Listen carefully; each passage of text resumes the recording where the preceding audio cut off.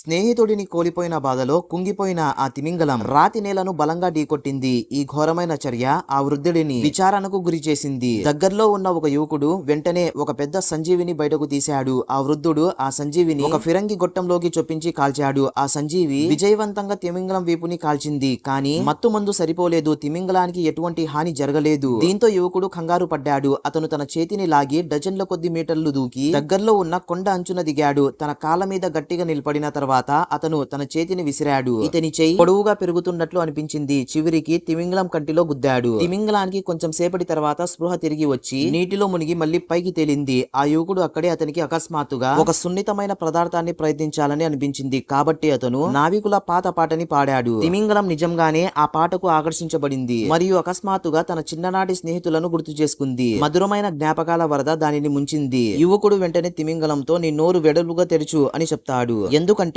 అతని స్నేహితురాలిని ఆ తిమింగలం మింగేసింది. సోదరులు విషయం గ్రహించిన వెంటనే అక్కడి నుంచి బయలుదేరారు. అప్పటి నుంచి తిమింగలం మరియు ఆ యువకుడు స్నేహితులయ్యారు.